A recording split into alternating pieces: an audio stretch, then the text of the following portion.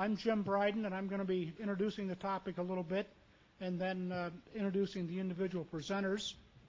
And we'll try to get through this and see if we can't get back to somewhere on schedule. And as we go through it, I'm sure you're going to have some questions, and hopefully we're going to have a little time for discussion and some questions left at the end. But we'll go through each of the presenters first, and then we'll get into some questions and so on.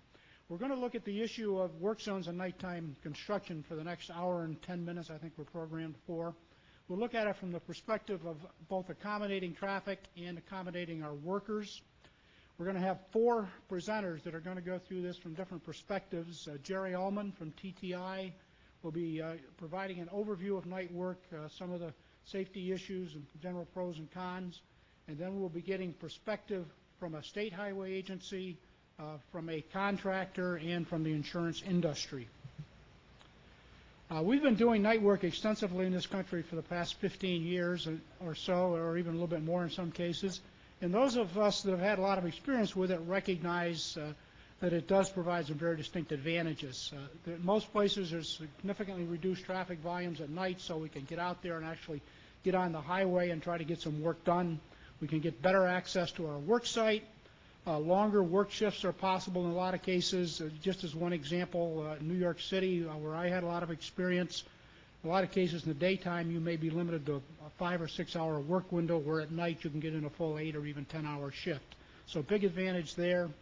A lot of parts of the country, hot daytime temperatures make it almost impossible to put in long work days and get anything meaningful done. So working at night can be an advantage in that way in a lot of cases. And of course, reduced business impacts. We're not literally closing down businesses or putting them out of business because of the construction. However, nothing is ever free. There are a lot of trade-offs involved and a number of concerns for night work. Just to list a few of the key ones, the visibility obviously comes to mind, work quality issues, staffing issues, getting enough people out there at night, and particularly the specific people that we need, noise and glare issues we've already heard mentioned today by some of the other presenters, worker and driver alertness both. At night, people just don't tend to function as well in the dark at night when they're normally sleeping. Impaired drivers, probably a higher proportion of impaired drivers out there at night. Speeds are up at night because the traffic volumes are down. Costs may go up, labor costs, premiums for night shifts, higher material costs at night in some cases, more traffic control. So lots of issues, concerns that we have if we're going to do night work and do it safely.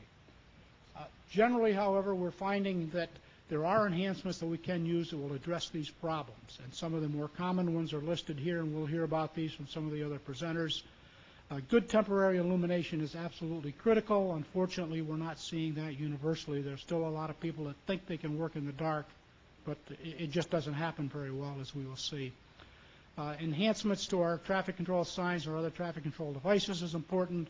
Good positive guidance so the drivers know where they're supposed to be, particularly when you're changing things around out there in the dark. They're not expecting it.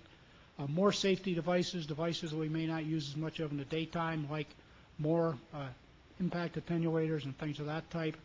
Better driver information, advance information to the drivers so they know what to expect. Enhancing our police enforcement on night projects is another good tool. Worker training we've been hearing more about, or a lot about today. That needs to specifically address these night issues, and particularly detailed planning and supervision. Just one example, the drawing on the left, shows what might be a very good lane closure setup for a daytime operation, but as soon as we try to do that same operation at night, we're going to need to enhance it, as you see on the right side, with lots more devices, bigger signs, better signs, additional devices like lighting, additional barricades in the closed lanes, bigger channelizing devices, shadow vehicles with truck-mounted attenuators, just all kinds of enhancements that we may want to add at night just to make it as safe as it would be in the daytime with a minimum setup. We'll hear some figures from Jerry Ullman in a few minutes about problems with working at night in terms of safety, but generally we've known for some time, these are some NIOSH figures that came out a few years ago, that our biggest work zone accident problem is in the daytime. That's when most of the accidents are happening. That's when most of the fatalities are occurring.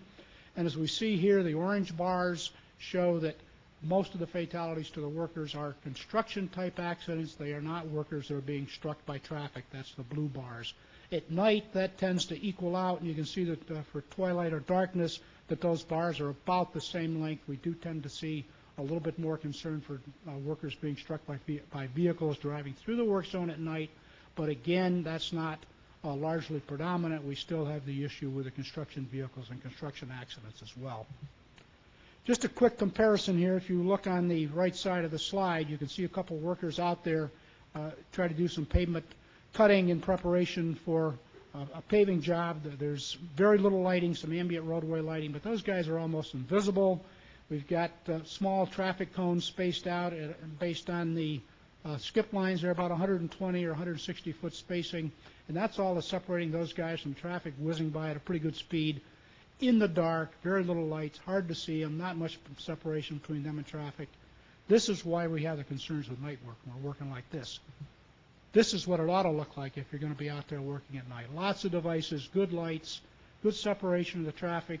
Devices are larger, close spacing. We've got the buffer lane that has nothing in it except the lights and the pickup truck that's moving lights around. So we've got some space between the traffic and the workers. Everything is well lit up. This is what our night work zones ought to look like. I'm going to stop talking and introduce our first speaker and get into the various perspectives that we're going to see. I'm playing catch up a little bit, so forgive me. Where'd my tech guy go? He was going to be here to pull up the next presentation. Well, I'll introduce him and we'll see if we can find it. Our next presentation is going to be Jerry Ullman. Jerry is a senior research engineer and manager of the work zone and dynamic message science programs down at TTI. TTI is a division of Texas A&M University down in College Station, right? College Station, Texas. Jerry holds a PhD in civil engineering from Texas A&M, and he has been with the Institute since 1985, and he's conducted numerous studies in work zone safety and mobility-related topics, traffic engineering, and so on. He heads up also TTI's efforts on the National Work Zone Clearinghouse information in conjunction with ARCPA and Federal Highway Administration. Jerry is a registered professional engineer in the state of Texas, and I would add that Jerry just took over chairmanship of the TRB Committee on Work Zone Traffic Control, so he's going to have his hands full with that too.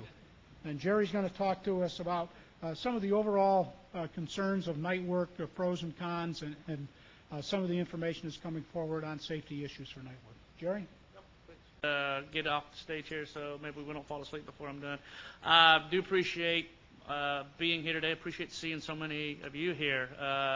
Been coming. We've several of these road safety work zone conferences over the last several years. And I think this is one of the largest ones I've seen. Shows the intention that work zone safety is getting, and I hope it continues. We have a lot of things going on at TTI in the area of work zone safety and operations. What I want to do today is with this particular session is brief you on basically from a data perspective, a data-driven perspective of what we think we are seeing or have been able to ascertain from the standpoint of safety and night work operations. I'm drawing on two main things we've done recently. One was to help Federal Highways had to submit a report to Congress on the impacts of nighttime road construction. We provided some of the data and information that went into that document. And right now we are this close to wrapping an NCHRP project up on traffic safety evaluations of night work. Daytime and nighttime work zones that I want to provide you, give you some information on. And so between those two, the next few slides give you kind of a state of the art of as far as what we know about this particular issue. I think Jim did a very good job as to highlighting the issues from the standpoint of why we think or believe that night work construction night work activity is a problem. We've got just the fact that it's dark out there makes visibility less, lower. It's difficult to see. We mix that in with the fact that there's a higher incidence of drunk, impaired driving at night. We believe a higher incidence of drowsy driving at night. Although, I'll mention to you that data is very difficult to get a hold of them. And I think we're going to need to see some improvements in that area before we can assign that positively.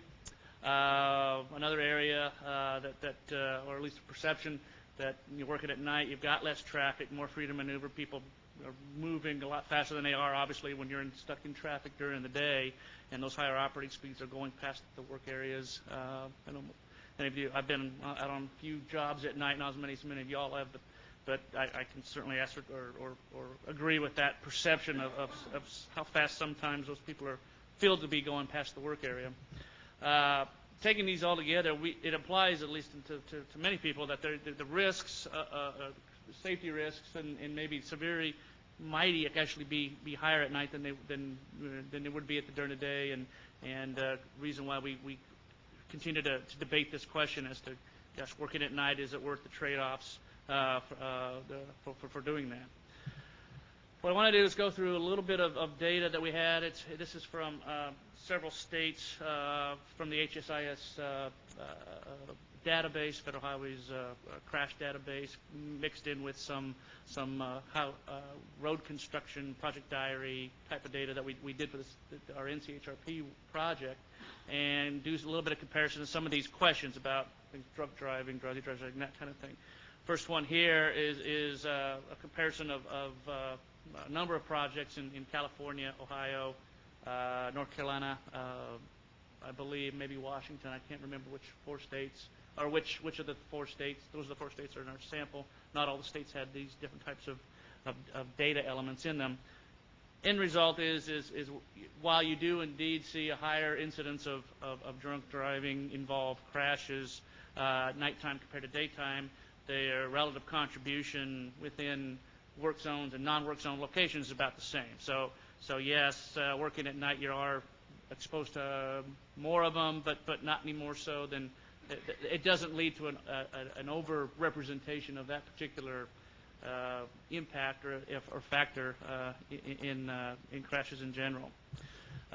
Drowsy driving, this is one that actually we only had data from California on this one, and again the number or the percentage of crashes that even have this data coded, pretty small. Not easy to tell much from it, but again doesn't imply a strong overrepresentation of nighttime road construction impacts, at least as far as we can tell so far from the data. We did take a look at the available literature, past research in the area of worker impacts and safety impacts with respect to their working at night. Jim had alluded to the NIOSH work. Implies that the working at night doesn't seem to be overrepresented, or at least worker injuries, worker deaths overrepresented at night relative to daytime work. There are some studies that do suggest that it's a little more difficult working under those conditions. A certain percentage of those workers tend to report sleep deprivation or sleep-related disorders. The whole nature of highway construction, highway work zone activities, has some confounding effects in terms of probably the generation of some of the disorders. We don't, unlike shift work, where once we switch and go to night work and have that for a period of time, a lot of highway projects are very sporadic on when those night activities occur. Consequently, nobody really gets adjusted to either working at daytime or the nighttime, and you do need an adjustment period. Studies have shown in order to really get your cycle or your sleep patterns back and those kinds of things. On top of that is a lot of supervisory personnel are having still daytime duties to take care of as they go through their day-to-day activities. So they're going in early, staying late, going out tonight.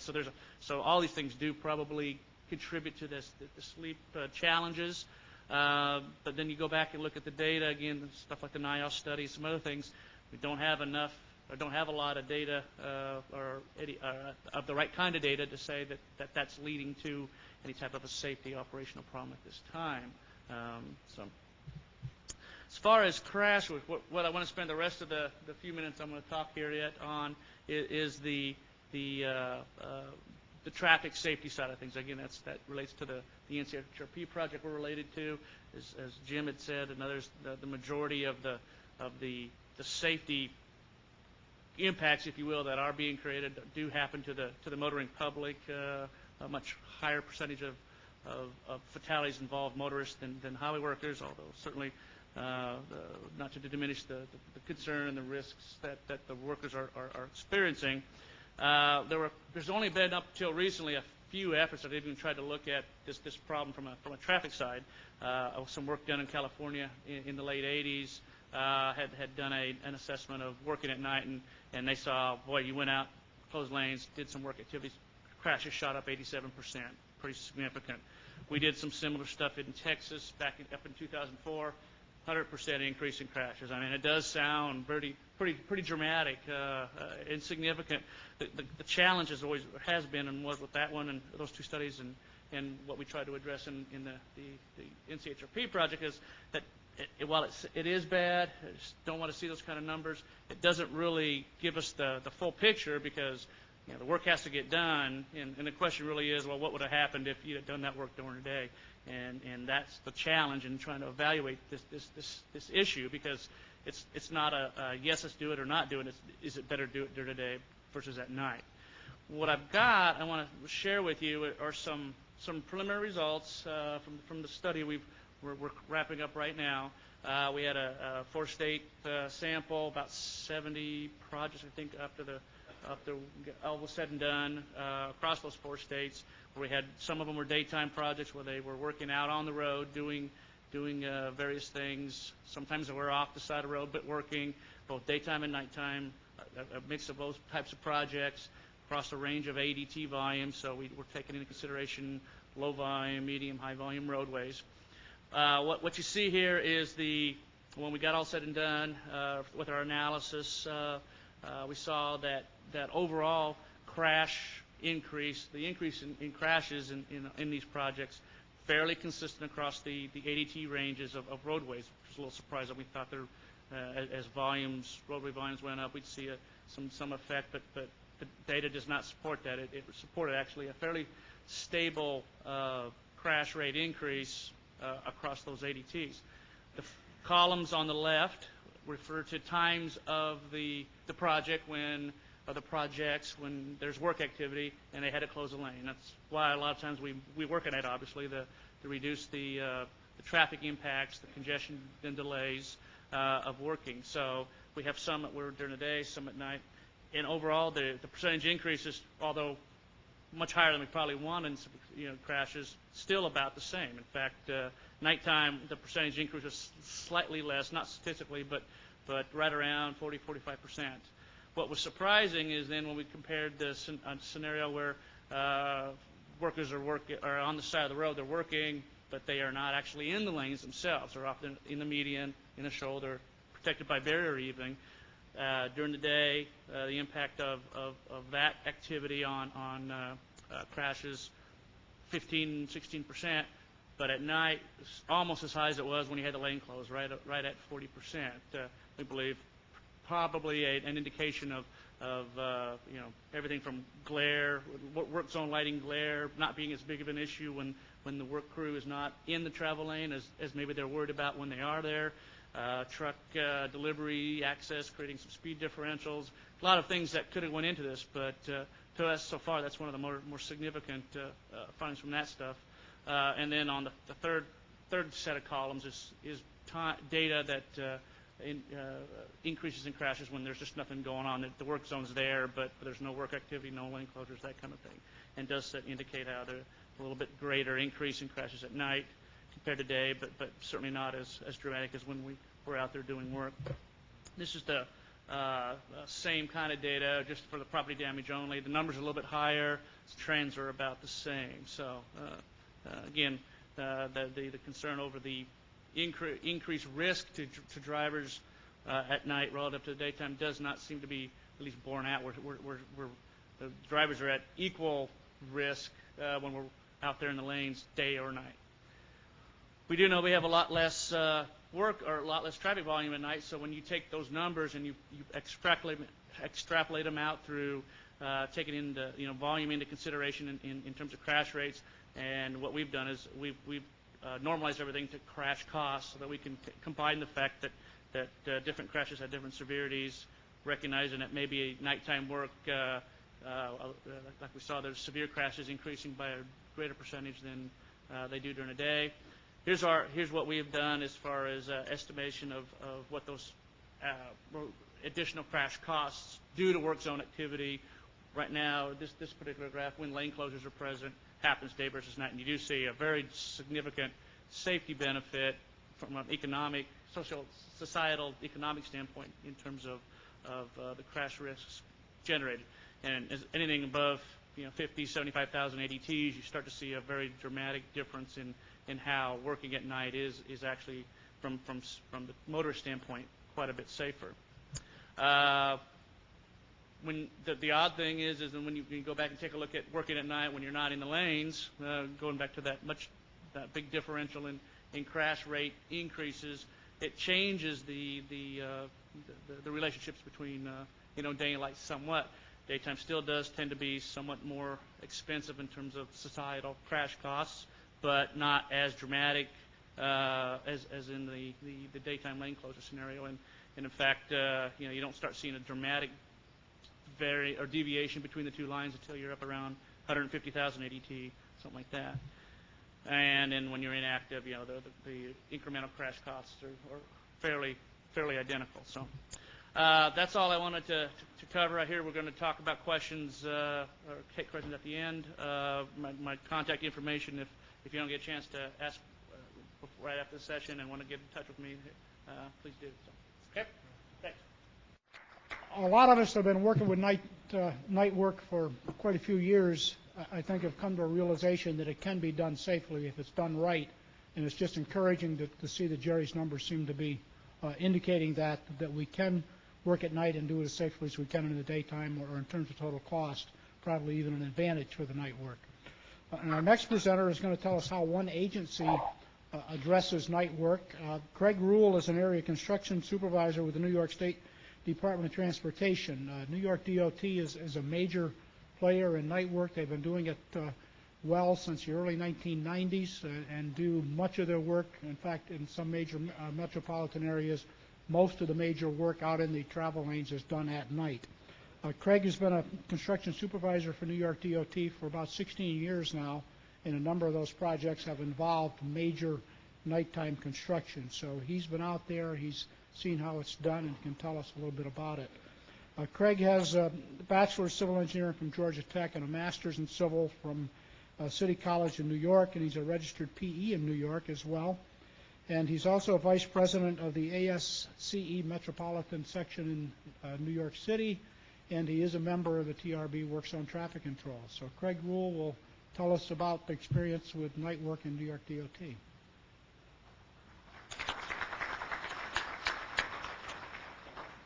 Thanks. I just want to give everyone a very brief discussion about some of my experiences with nighttime work and with the specifications that we use for New York State.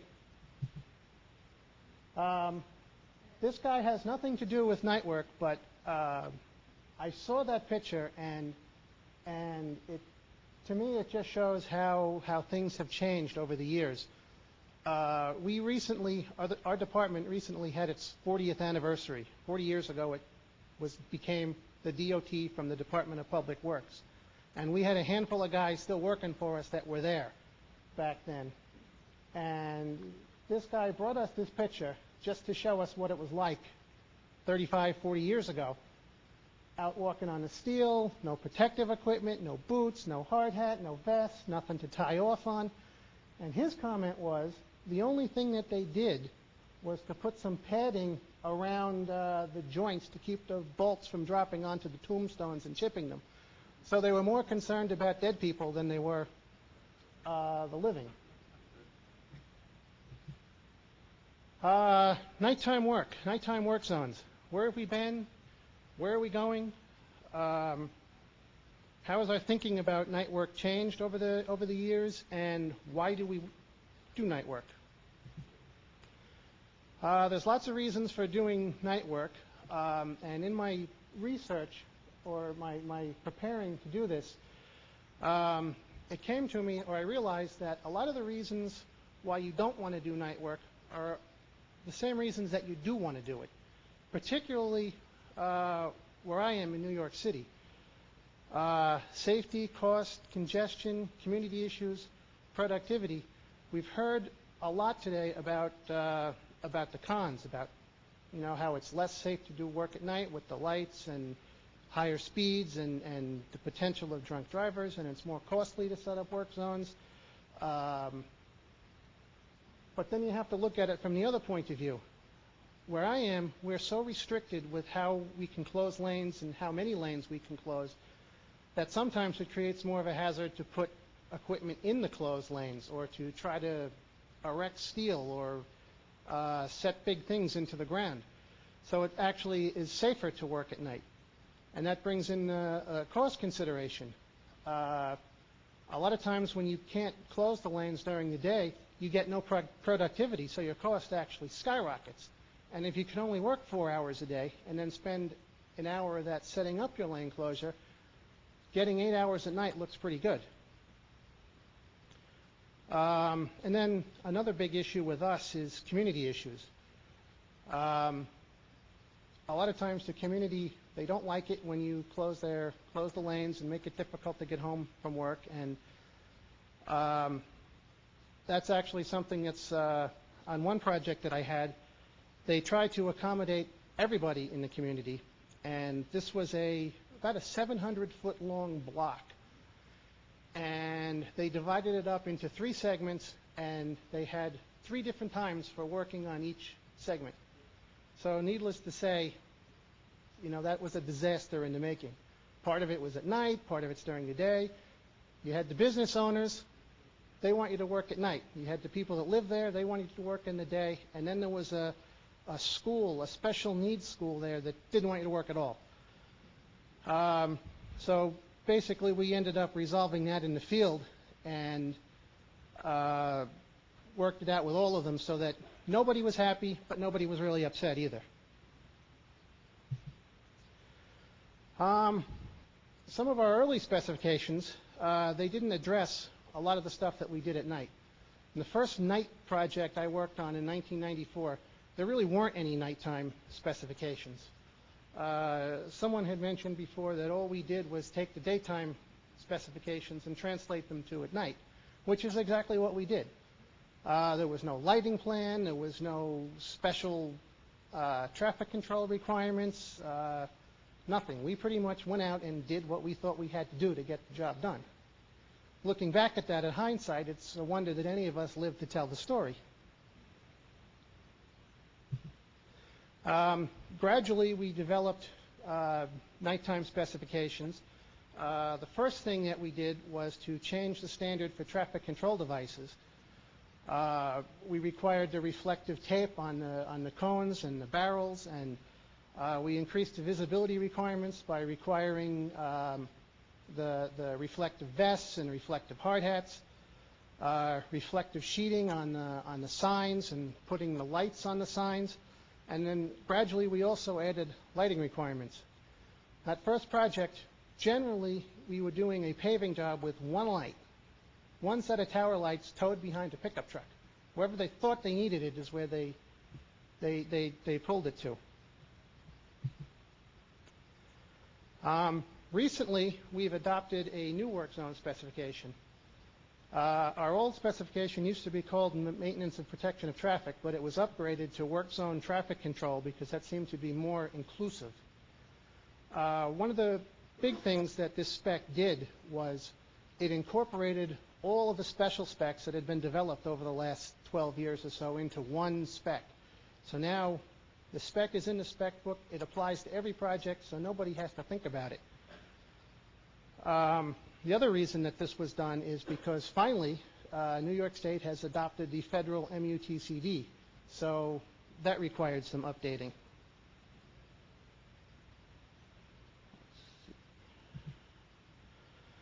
The new spec, it sets very specific lighting requirements, the level 1, 2, and 3 for the different locations in the work zone.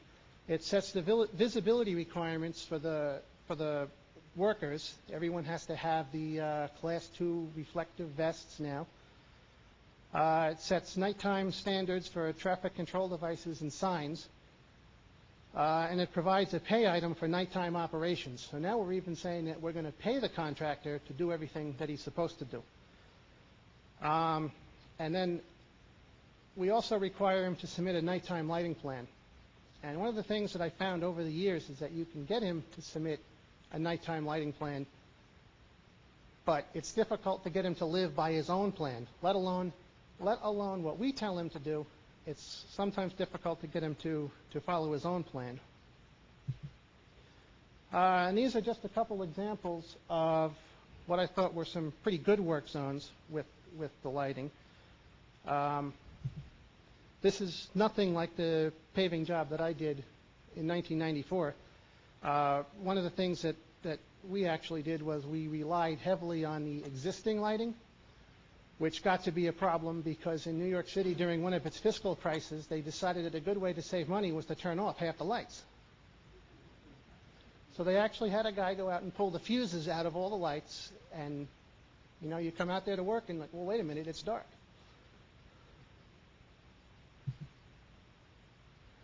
Just another example of nighttime work. Okay, so where are we going with nighttime work zones? One of the things that we have in the process is we are developing nighttime traffic control standard sheets that will be included in the plans. Right now, all of our standard sheets are traffic control standard sheets. Well, that's not very good, but they're primarily designed for day, and they have very limited references for night. One of the things that they do, though, is they require the use of drums, only drums, at night. We no longer allow, at least in the New York City region, we don't allow cones at night anymore. Another thing, we're going to continue to research and develop new ideas. One of the things that we have in the works is there has been a research project up at the Rensselaer, the Lighting Center at the Rensselaer Polytechnic Institute, and I went up for a demonstration earlier this year about this semi-permanent high-mast lighting. Essentially what the idea is, if you're going to have a long-duration work zone, which is pretty much in one spot, why not put up almost permanent lights and just light the place? And the thing that we like about that is, especially in New York City, one of the hardest things is the cost to set up the work zone every night. If we could replace 10 or 20 light towers with a handful of high masts and have just one guy turn the whole thing on, then you don't have to worry about aiming it. Once you get it right, it's there, it's done. It can stay there for 2 or 3 or 4 or 5 years. Which we do have a project coming out, which is going to be probably a 5-year duration project on I-95 on the Cross Bronx Expressway on the Alexander Hamilton Bridge. And if you've been to New York, you know that that's the approach to the George Washington Bridge. And the work hours that we're going to get for that are going to be so restricted that any time we can save setting up the work zones is a benefit. Something else that was mentioned earlier is the New York City Noise Code, which is another thing which we're going to have to take into account in the future, not just in New York, but everybody.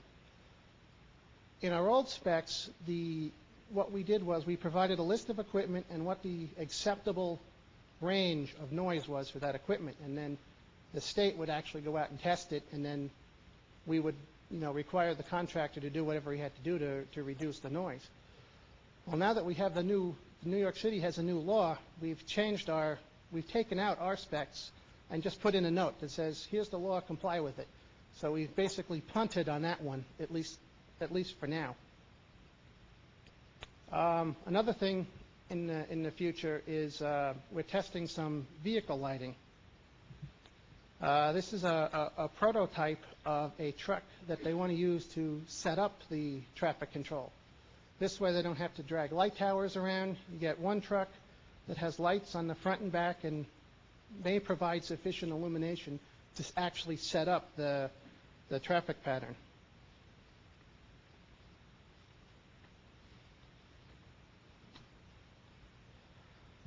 And that's it. Some of the references that I got some of this information from, or that are that were used to develop our spec, that if you are interested, you can look them up, and if anyone actually wants to see a copy of our spec, I can get it to you. Thanks.